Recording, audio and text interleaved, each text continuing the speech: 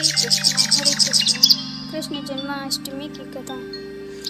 सभी को जन्माष्टमी की शुभकामनाएं। भाद्र मात्र महीने के कृष्ण पक्ष की अष्टमी तिथि को कृष्ण जन्माष्टमी भगवान श्री कृष्ण का जन्म खुशियों से मनाया जाता है। इस दिन भगवत मथुरा में कन्हैया जी का श्रृंगार करते हैं, उन्हें पूजा अर्चना करते हैं, साथ ही साथ इस दिन मुरलीधर जन्म की कथा को सुनाते हैं।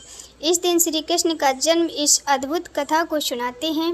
आइए श्रोताओं, मंत्र से ही समस्त पापों का नाश हो जाता है, साथ ही साथ भक्तों पर कन्हैया जी की कृपा बरसती है और सभी की मनोकामनाएं भी पूर्ण होती है। अब सुनिए व्रत कथा। देवराज इंद्र आग्रह करते हैं देवर्षि इंद्र से।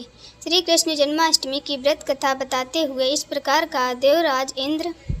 द्वापर युग की बात है। उन दिनों मथुरा में उग्रसेन नाम के एक राजा थे। स्वयं में तो वे बहुत सीधे साधे, यही कारण था कि उनके पुत्र कंस नहीं उनका राज्य हड़प लिया और स्वयं मथुरा का राजा बन बैठे। कंस की एक बहन थी जिनका नाम देवकी था। कंस अपनी बहन देवकी से बहुत प्रेम करता था, लेकिन वह विवाह वासुदेव से संपन्न होने के बाद कंस स्वयं ही रथ हाँकते हुए अपनी बहन को उनकी ससुराल छोड़ने के लिए तैयार हुए। स्कंद पुराण के अनुसार जब वे अपनी बहन को छोड़ने के लिए जा रहे थे, तभी एक आकाशवाणी हुई, स्वयं ही जा रहे हो, इस बहन का 8वां पुत्र आपका काल होगा। 8वां पुत्र आपका काल होगा। ये सुनकर कंस भयभीत हो गया और वहीं पर रथ को एकाग्रचित्त होकर देवकी को नुकसान पहुंचाने में स्वयं ही देवकी की 8वीं संतान कंस को सौंप देगी, ऐसा वचन दिया। देवकी ने वासुदेव और देवकी को करने के बजाय कारागार में डाल दिया। कारागार में डालते ही देवकी ने कुछ समय बाद संतानों को जन्म दिया। कंस ने सभी को एक एक करके जमीन पर पटक कर मार दिया। उसके बाद जैसे ही देवकी फिर गर्भवती हुई, तभी कंस ने कारागार पर पहरा और भी खड़ा कर दिया। तब तो कंस को इतना भयभीत हो गया, दरवाजे पर खड़े मजबूत ताले डाल दिए। दरवाजे के बाहर दैत्य और राक्षसों का पहरेदारी के लिए नियुक्त कर दिया। कंस इस प्रकार से अपने प्राणों के बचाने का प्रयास कर रहा था। एक समय सिंहराज के सूर में आकाश मंडल में जलधरी मेघालय अपना प्रभु स्थापित कर रहे थे। माघो मास कृपा पक्ष की अष्टमी तिथि को घनघोर बारिश हो रही थी। अर्धरात्रि उसी समय चंद्रमा की वृष राशि थी। रोहिणी नक्षत्र दिन बुधवार सौभाग्य योग संयुक्त चंद्रमा की आधी रात उदय होने पर आधी रात के उत्तर एक घड़ी जब हो जाती है, श्रुत स्मृति पुराने ही फल निषेध प्राप्त होता है। इस प्रकार बताते हुए देवर्षि नारद जी देवराज इंद्र से कहा, ऐसे विजय नामक शुद्ध श्री कृष्ण का जन्म हुआ और श्री कृष्ण प्रभाव से इस क्षण कारागार के दरवाजे स्वयं खुलते चले गए। द्वार के पहरेदार रक्षा के लिए वह सोते के सोते रह गए। वासुदेव ने कहा, स्वामी आप निद्रा का त्याग कीजिए और मेरे इस 8वें पुत्र को गोकुल में ले जाइए। वहाँ इस पुत्र को धर्म पत्नी यशोदा को दे दीजिए। उस समय यमुना जी, ये तूफान भी यमुना जी में भीषण बाढ़ आई हुई थी, किंतु जब वासुदेव जी बालकृष्ण के एक सूप में लेकर यमुना जी को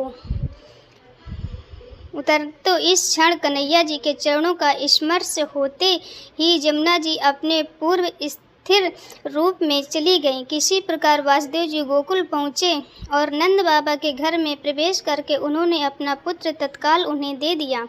और उस समय यशोदा मैया गहरी नींद में सो रही। उन्होंने नवजात कन्या को उसके पास से उठाया और अपना पुत्र नवजात कन्या की जगह पर रख दिया और वापस मथुरा में लौट आए।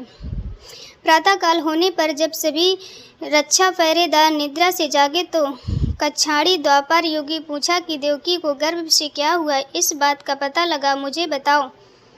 द्वारपालों ने कंस की आज्ञा को मानते हुए जब कारागार में जाकर देखा तो वहां देखा कि देवकी गांड में कन्या जी जिसमें देखकर द्वारपालों ने तुरंत कंस को बताया, किंतु कन्या से भी भाई होने लगा है, इसलिए वे स्वयं कारागार में गया, उसे देखा और कन्या को छीन लिया। उसे एक पत्थर की चट्टान पर जैसे ही भड़कने वाला था कि वह कन्या इस क्षण ही हरि की माया आकाश की ओर चली गई और एक दिव्य ज्योति के रूप में बादल बन गई। उसे कन्या ने से कहा, दोस्त, तुझे करने वाला जो है वो गोकुल में उत्पन्न हो चुका है और मैं इस तेरी मृत्यु से सुनिश्चित हूँ। मेरा नाम वैष्णी है, मैं संसार के कर्ता भगवान विष्णु की माया से उत्पन्न हुई हूँ।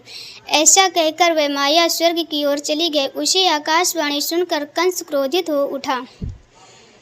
उसने नंद बाबा के घर में पटना राक्षसी को कृष्ण का वध करने के लिए भेजा, किंतु उन्हें नंद बाबा के घर में श्री कृष्ण ने उनके स्थानों पर उनके प्राणों की खींच लिया और वहां राक्षसी कृष्ण कृष्ण कहते हुए मृत्यु को प्राप्त हो गई। इस जब कंस को पटना की मृत्यु का समाचार मिला तो उसने कृष्ण का वध करने के लिए बारी बारी से ऐसी नमक व्यक्तियों को अस्त्र के रूप में बार बार दैत्यों को भेजता रहा, किंतु ये दोनों श्री कृष्ण के हाथों की मृत्यु को प्राप्त हुए।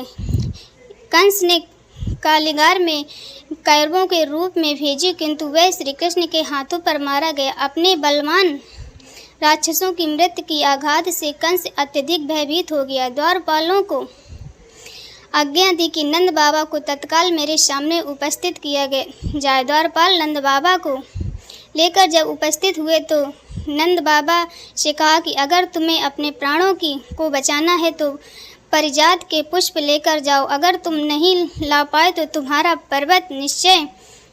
कंस की बात सुनकर नंद जी ऐसा ही कहा कि अपने घर में आकर वृत्तांत अपनी पत्नी को यशोदा जी को सुनाया, जिसे श्री कृष्ण भी सुन रहे थे। श्री कृष्ण अपने मित्रों के साथ यमुना नदी के किनारे गेंद खेल रहे थे और अचानक स्वयं ही गेंद को यमुना की नदी में फेंक दिया।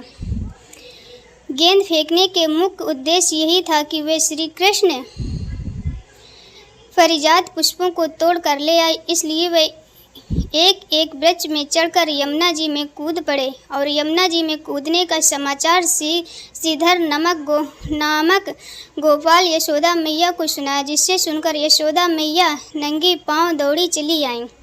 यमुना नदी के किनारे वहां पहुंची। उन्होंने यमुना जी से प्रार्थना करते हुए कहा, यमुना मैया, अगर मैं आपके बालक को देखूंगी तो भाद्रपद मास के रोग अष्टमी का व्रत अवश्य करूं, क्योंकि दया दान सज्जन प्राणी ब्राह्मण कल जन्म आदि से ये व्रत एकादशी और श्रद्धा रोहिणी व्रत सभी अत्यंत व्रतों से संपूर्ण व्रत है।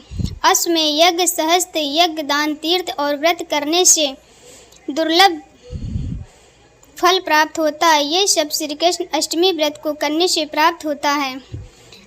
वृत्तांत जानने के बाद देवराज इंद्र देवर्षि नारद से कहा, श्रेष्ठ नारद, यमुना नदी में कूदने के बाद उन बाल रूपी कृष्ण ने पाताल में जाकर फिर माँ दुर्गा की कथन सुनकर कंस भयभीत हो गया। इस तरह भगवान कृष्ण का जन्म हुआ।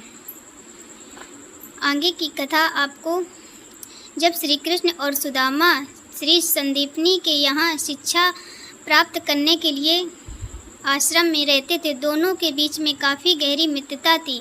वहीं आश्रम के करीब एक गरीब महिला रहती थी जो दिन रात वसुदेव का नाम का जाप करती थी और भिक्षा मांगकर अपना पेट पालती थी। उन्हें कई दिनों तक भिक्षा नहीं मिली, वे काफ़ी भूखी थी। जब उन्हें भूखे रहे 5 दिन व्यतीत हो गए तो किसी ने उसे भीख में चने दे दिए। सिर में रख कर सो गई। सोचा कि सुबह यही चने वासुदेव को भोग में लगाकर मैं खा लूँगी। उसी रात को कुछ चोरों ने महिला को चने की पोटली सोने की जेवर समझकर उठा ले गए। जब सुबह हुई तो महिला को चोर को चिल्लाने लगी। चोर जाकर ऋषि साधी संदीपनी के आश्रम में छिप गए। जब ऋषि की संदीपनी के आश्रम में छिप गए तो आश्रम में छिपकर ऋषि के चने वहीं छोड़कर भाग गए। भयभीत के कारण चोर वहां से भाग गए। बुढ़िया ने श्राप दे दिया, कहा, मुझे लाचार बेबस से तूने ऐसा लिया, मैं तुझे श्राप देती हूँ, जो इस चने को खाएगा वह दरिद्र बन जाएगा। जब सुबह हुई तो श्री कृष्ण और सुदामा अपने गुरु के पास गए और उन्हें प्रणाम किया। गुरु जी ने दोनों को आशीर्वाद देते हुए कहा, जीते रहो, वस्त सदा सुखी रहो। जाओ, बस यज्ञ के लिए संदीपना से जाओ, लेकिन ध्यान रखना और बादल घिर रहे हैं, लगता है कि तेज बारिश हो रही है, इसलिए ज़्यादा दूर मत जाना। दोनों जंगल में लकड़ियाँ काटने के लिए जाने लगे तो गुरु माता ने सुदामा को बुलाया और चने की वही पोटली दे दी जो रात को आश्रम में छुपाकर गुरु माता ने दिए थे।